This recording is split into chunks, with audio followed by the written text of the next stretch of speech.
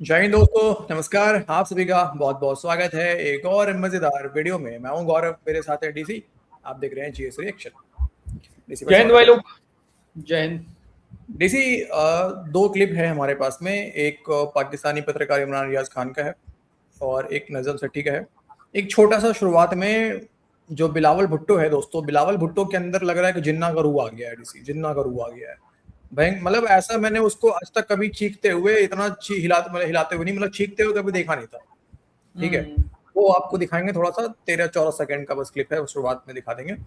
और जो ओके। इमरान रियाज खान का टॉपिक है, डीजीआईएसपीआर ने कल एक और बयान दिया था, आपने देखा होगा। तो कुछ कुरान का आयत वगैरह पढ़ा उसने और फिर कहा कि देखें जी, हम कभी भी काफिरों को हम दोस्त नहीं बना सकते। अगर हम काफिर को दोस्त बनाएंगे तो फिर पता नहीं अफगानिस्तान के उसको कहकर बोल रहा था या पता नहीं खुद को बता रहा था, अपने आप को बता रहा था। अच्छा, इसी बीच में खबर क्या आ गई डीसी की, कल फिर से आतंकवादी हमला हुआ कश्मीर के अंदर में और हिंदू को टारगेट किया गया। दो जो हिंदू वर्कर थे जो कि कश्मीर के अंदर काम कर रहे थे, उनके उनके ऊपर हमला किया गया। एक की जान तो चली गई थी, अफसोस के साथ बोलना पड़ रहा है। और एक जो इंजर्ड थे उनकी भी लेटेस्ट न्यूज आ रही है कि उनकी भी जान चली गई है। तो अब इसके ऊपर बात करेंगे हम लोग, ठीक है। बट फिलहाल पहले बढ़ते हैं वीडियो में आगे। और बात तो करना चाहिए क्योंकि हम जो कह रहे हैं कि ऑपरेशन सिंदूर ऑन गोइंग है, ऐसे ही एक एक दो दो करके सर फिर 25-26 मार देंगे यार, है ना। हाँ, सही बात। फिर हम बिल्कुल। बोलेंगे अरे कोई बड़ा नहीं हो रहा, जब कोई 10-20 की जान चली जाएगी तब हम देखेंगे फिर, हैं। खैर, हम्म। हाँ दोस्तों, बढ़ते हैं वीडियो में आगे। अगर आप चैनल पर नए हैं, चैनल को जरूर सब्सक्राइब कीजिए, बेल आइकॉन को प्रेस करना मत भूलिएगा और प्यारे प्यारे कमेंट्स जरूर कीजिए। मजा आता है, हाँ, मतलब हमारे खिलाफ साजिश मत कीजिएगा।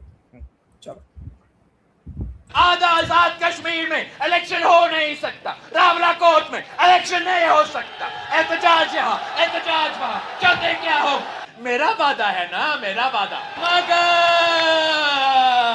मगर तूने चोरी की, तूने डाका मारा, तो फिर क्या लिख लो, गारंटी मेरा ले लो। तेरा वफाकी हुकूमत का उल्टी गिनती तब से शुरू हो जाएगी।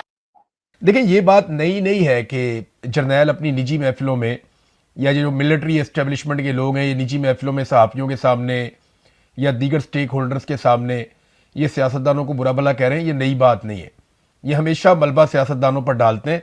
मगर जो कुछ भी हुआ पाकिस्तान में इस मरतबा, वो आसिम मुनीर साहब ने किया है। और ये बड़ी अक्लमंदी की शहबाज शरीफ ने और ख्वाजा आसिफ ने और दीगर PMLN के लोगों ने कि वो खुलकर ये कहते रहे कि ये हाइब्रिड निज़ाम है और ये आसिम मुनीर साहब चला रहे हैं, वो क़यादत कर रहे हैं, चीज़ों को वो कंट्रोल कर रहे हैं। वजारत ख़जाना भी उनके पास है, वजारत दाखिला भी उनके पास है, जो बड़ी अहम दो वजारतें हैं जिनका दोनों का ताल्लुक या पाकिस्तान की मईशत और पाकिस्तान के अमन व अमान के साथ है। वो दोनों वजारतें आसिम मुनीर साहब ने अपने पास रखी और इन दोनों शोबों में पाकिस्तान को तबाही से दो चार कर दिया। अब ये मलबा सियासतदानों पे नहीं डाल सकते, ये मलबा इन्हीं पे पड़ेगा। और ये सारा का सारा कसूर जो है वो आसिम मुनीर साहब का निकलेगा, क्योंकि उन्होंने अवामी मुंतखब नुमाइंदों को हटाकर नालायक लोगों का टोला लाकर मुसल्लत किया और उसके बाद अपने बंदों के जरिए से इक्तदार पे कब्जा करके बड़े बड़े फैसले किए और उनके फैसलों का नतीजा आज पाकिस्तान भुगत रहा है। जुल्म भी बहुत किया है इन्होंने। यहां DGISPR ने कुरानी आयत का तर्जुमा भी सुनाया। आजकल जो है वो कुरान पाक को, इस्लाम को, दीन को इस्तेमाल किया जाता है अपने सियासी मुकासद के लिए। सियासतदान भी करते हैं, मौलवी भी करते हैं। तो DGISPR ने भी यही किया। आर्मी चीफ भी अक्सर कुरानी आयत सुनाते हैं कि वो डराते हैं पाकिस्तानियों को कि एक तरफ के हाथ और एक तरफ के पाँव आपके हम काट देंगे और आप ताइब हो जाएं, वरना हम आपको नहीं छोड़ेंगे और कत्ल कर दिए जाएंगे और फितना है और फितना कुचल देंगे। वो इस तरह की बातें करते हैं। कुरान पाक की वो आयत कभी भी पाकिस्तानी मुसलमानों के लिए नहीं थी, वो फितना और चीज़ होती है। अभी ये एक और सूरह आले इमरान की आयत नंबर 28 के बारे में DGISPR तर्जुमा पढ़ के सुनाते हैं कि ए ईमान वालों, मुसलमानों को छोड़कर काफिरों को दोस्त मत बनाओ। अगर तुम ऐसा करोगे तो तुम मुसलमानों में से नहीं हो, ये DGISPR ने कहा। तो मेरा सवाल यह है कि जो आपने डोनाल्ड ट्रंप को नामजद किया अमन के नोबेल इनाम के लिए, जिन्होंने मेनाब स्कूल में 70 बच्चियों का कत्ल कर दिया, ईरान के अंदर जो है वो हज़ारों लोग शहीद हो गए, आप यमन के अंदर देख लें, आप बाकी जगहों पे देख लें, इराक के अंदर कितने लोग शहीद हुए और कितनी बड़ी एक जंग अफगानिस्तान के अंदर हुई। अगर सारी चीज़ों को आप प्लस और माइनस करें तो डोनाल्ड ट्रंप ने जंगें छेड़ी हैं और काफ़ी कत्लेआम हुआ है उसकी वजह से। डोनाल्ड ट्रंप की ये जो ताज़ा जंग छेड़ी उसकी वजह से पाकिस्तान में बहुत महंगाई भी हुई। पाकिस्तान ने कोशिश की अमन कायम करने की, लेकिन वो नहीं हो पाया। बहरहाल डोनाल्ड ट्रंप के साथ दोस्ती किसने की, वहां लंच पर कौन गया? यानी आप ये कह रहे हैं ना कि ए ईमान वालों, मुसलमानों को छोड़कर काफिरों को दोस्त मत बनाओ। अगर तुम ऐसा करोगे तो तुम मुसलमानों में से नहीं हो। तो फिर आपने नामजद कर दिया अमन के नोबेल इनाम के लिए डोनाल्ड ट्रंप को इस आयत को पढ़ने के बावजूद। क्या आप अपनी नामजदगी वापस ले लेंगे? क्या डोनाल्ड ट्रंप को वो स्टेटस आप वापस दे देंगे या वो टाइटल वापस दे देंगे जो कि फेवरेट फील्ड मार्शल वाला स्टेटस है, या फिर आप बोर्ड ऑफ नेतन्याहू से निकल जाएंगे? मेरा ख्याल है इस वक्त अच्छा डीसी, लेकिन सोचने वाली बात है ना, इनका जो ये डीजे आईएसपीआर आता है, ये यार एक तो कभी काम का बात नहीं करता। ये दुनिया भर की इधर उधर की रिलीजियस बातें करेगा, ठीक है, उसके बाद फिर पॉलिटिशियंस को ज्ञान पेलेगा, और जब बारी आएगी कि आप यहाँ अटैक हो रहा है, वहाँ कोई सवाल तो पूछने की हिम्मत है नहीं किसी के अंदर, तो अपना अटैक वटैक यहाँ हो रहा है, क्यों हो रहा है, वो प्रॉक्सी है, वो भारत का प्रॉक्सी है, वो इजराइल और अफगानिस्तान भी मिला हुआ है इसमें, वो भारत का प्रॉक्सी। कब ठीक होगा, कब तक अटैक करेंगे, आके बताता है कि 4000 ऑपरेशन कर रहे हैं हर दिन के, तो कभी 400 ऑपरेशन कर रहे हैं हर दिन के, लेकिन कब तक ऑपरेशन चलेगा, कब तक ये 1500 जो लोग थे बलूचिस्तान में, वो कब तक इनको पेलते रहेंगे पाकिस्तानी फौजियों को, ये कभी नहीं बताएगा वो। दुनिया भर का ज्ञान मिलेगा। वो जब भी आता है प्रेस कॉन्फ्रेंस में आता है, आते ही सर 4-5 अकाउंट तो लेके आता है, वो इंडियन अकाउंट जो एक्स के ऊपर चल रहे होते हैं, 4-5 अकाउंट्स, ठीक है, उनके नाम बताएगा, देखो ये इंडिया के अकाउंट्स हैं, ये एक्स पे पाकिस्तान के खिलाफ पोस्ट डालते हैं, इसका मतलब ये इंडिया मतलब इन्वॉल्व है हमारे यहाँ पे टेररिज्म में। ऐसा सबूत दिखाता है, सबूत, ये सबूत है, मतलब एक्स के ऊपर पोस्ट डाल रहे हैं तो ये सबूत है, ठीक है। और दूसरा क्या सबूत लेके आएगा सर, वो ग्राफ ऐसे जा रहा है, ये देखो इस साल इतने लोग हमारे लोग मारे गए, इतने इस साल में इतने हमारे फौजी मारे गए, इस साल में इतने अटैक हो गए, ये सबूत है हमारे पास में, ये इंडिया करवा रहा है, ये सबूत है सर, ये सबूत दिखाने आता है।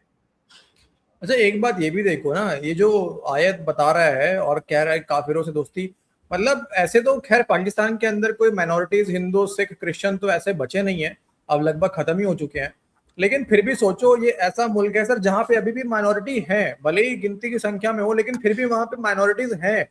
और उस देश का ये जो DJISPR है, यानी कि फौज जो कि पाकिस्तान को चला रहा है, वो कह रहा है यहाँ पे, इवन उसका जो मुनीर है, बॉस है, वो भी आके कहता है कि नहीं नहीं काफिरों से दोस्ती नहीं करनी है, ठीक है। अब सोचो कि वहां पे कैसा ट्रीट किया जाता होगा हिंदुओं के साथ में, सिखों के साथ में, क्रिश्चियंस के साथ में, कैसा ट्रीटमेंट होगा उनका, आप इमेजिन कर लो। छोड़ो ना यार, ये तो हमको सब बहुत पहले से पता है ना यार, ये पाकिस्तान ने ही भारत की पीठ में छुरा घोंपा है, भारत ने हाथ बढ़ाया, इन लोगों ने छुरा घोंपा है हर बार। मैं तो कह रहा हूँ उन लोगों के मुंह पे, मैं तो कह रहा हूँ यार गू में सना हुआ जूता पड़ा है, जो इनसे बात करने की बात कर रहे थे पाकिस्तानियों से, कि बात कर लो, इंडिया बात कर लो।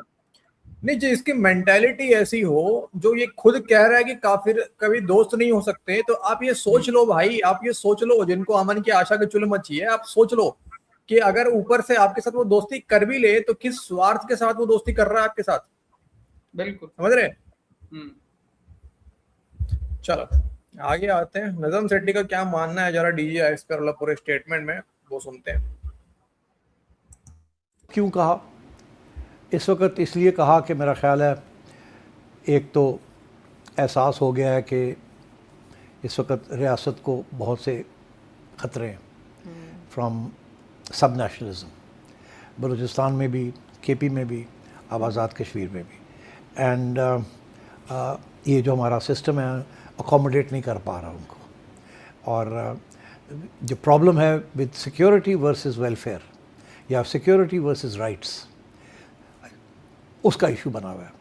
इसलिए उनका ये ख्याल है कि अब एक ही तरीका है कि जो सब नेशनलिज्म उभर रही है, जो बिकॉज ऑफ 4 प्रोविंसेस या 5 जो भी है, इसको कुचला जाए एंड छोटे यूनिट्स बना दिए जाएं, जिनको एडमिनिस्ट्रेटिव यूनिट्स किए गए, नॉट नेशनल यूनिट्स, अच्छा, not ethnic units.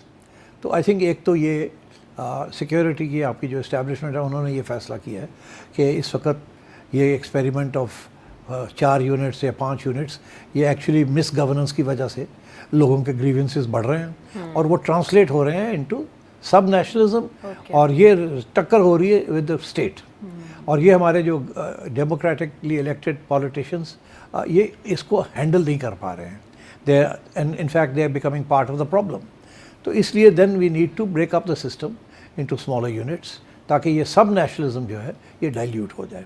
So that I think is the fear, because इस वक्त as we speak today we have problems in Balochistan, we have problems in KP, we have now problems in Azad Kashmir, problems which can be resolved or होंगे भी resolved, but part of the reason is that Afghanistan और India they are meddling in our internal affairs। मगर वो कहते हैं ना कि बाहर वाले लोग तो उसी सूरत पे कामयाब होते हैं आपके internal affairs में, अगर आपने कोई गुंजाइश छोड़ी हो तो वो तो खामियां हैं ना हमारे यहाँ। तो इसलिए I think this is a proposal at this time because the pressure on a state वो बढ़ता जा रहा है। तो आई थिंक एक तो ये this is one of the reasons. I think the second reason message किसकी तरफ से है, मेरा ख्याल है मेरे जवाब में ऑलरेडी उसका इंडिकेशन तो हो गई है, बड़ा क्लियर है मेरे लिए। इस्टेब्लिशमेंट ने ये फ़ैसला किया कि इनफ इज़ इनफ, ये चीज़ें हाथ से निकलती जा रही हैं, मसले instead of finding solutions problems बनते जा रहे हैं, ऊपर से गवर्नेंस भी नहीं हो रही। और गवर्नेंस का मतलब है कि आवाम के लिए कुछ नहीं हो रहा, एक वेलफेयर और सिक्योरिटी के दरमियान एक कॉन्ट्रडिक्शन है। सिक्योरिटी भी हमारी अंडर थ्रेट है और वेलफेयर भी अंडर थ्रेट है बिकॉज आवाम के लिए बहुत कम सहूलतें उनको मिल रही हैं।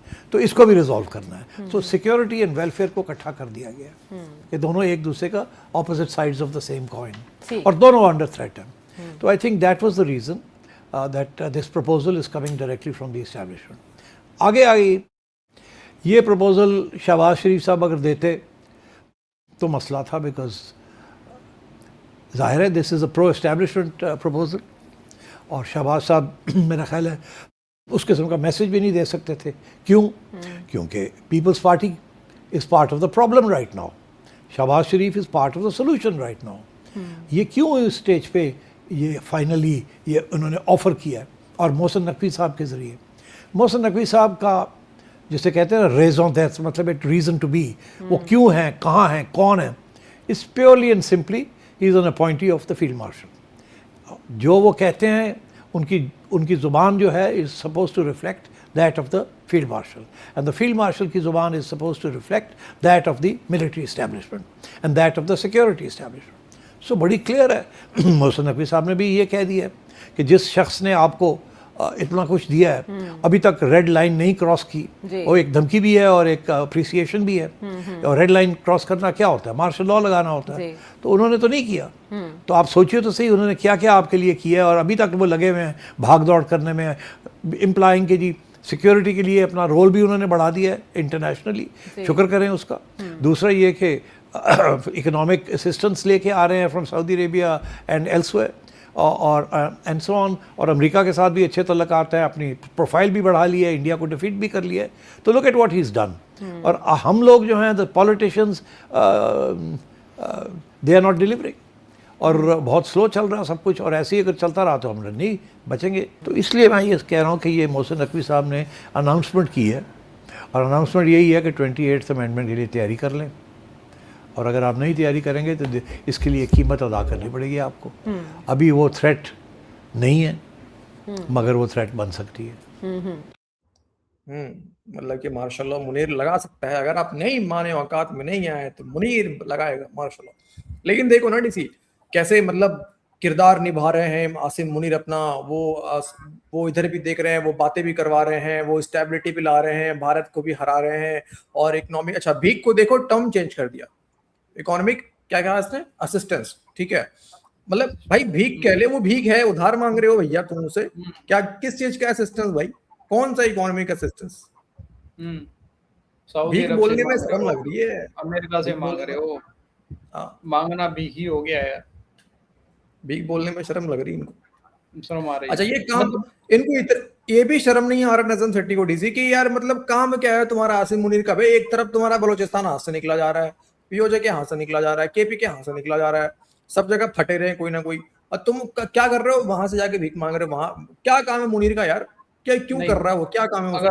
अगर मुनीर सारा कुछ अच्छा कर रहा है, गौरव भाई मान लेते हैं सब कुछ अच्छा कर रहा है, अमेरिका से भी भीख लेके आ रहा है, सऊदी अरब से भी भीख लेके आ रहा है, कतर से भी, कुवैत से भी, और किस किस का नाम ले, चाइना से भी, हर जगह से भीख लेके आ रहा है, ठीक है, हर जगह से, और पाकिस्तान का नाम हो रहा है पूरी दुनिया में, इस समय सब कुछ हो रहा है, फिर कोलैप्स कैसे कर रहे हो तुम लोग, ये तो बताओ, तुम्हारा ये सिस्टम कैसे कोलैप्स कर रहा है, ये बता दो।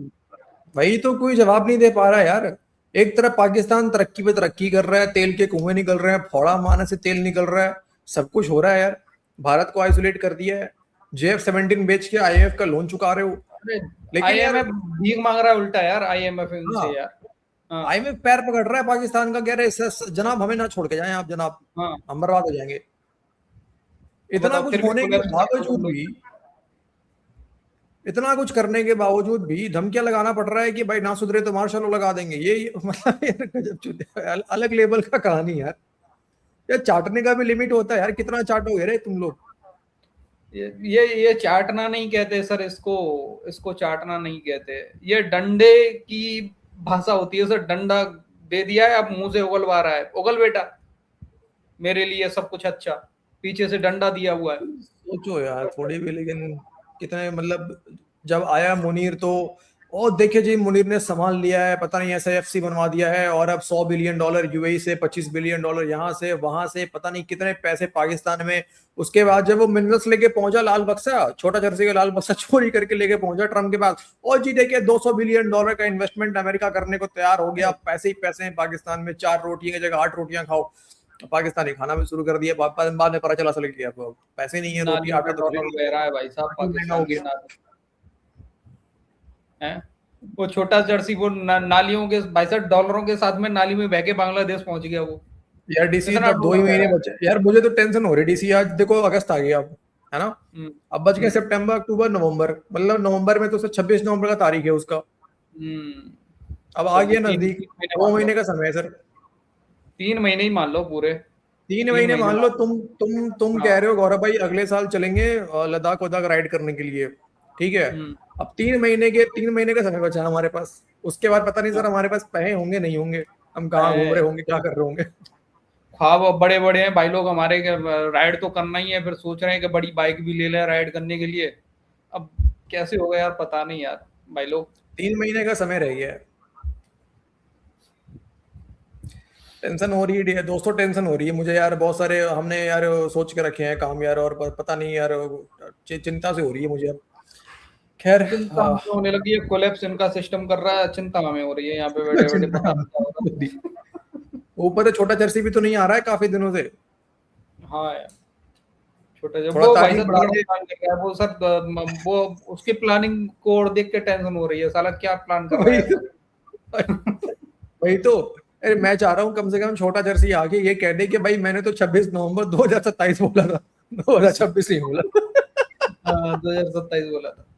1 साल का टाइम मिल जाएगा यार। सही बात है। ओके दोस्तों, तो भाई ये चल रहा है पाकिस्तान के अंदर, देखा ना बेशर्मों की तरह हाल पड़ी हुई है इनकी यार, खतरनाक है।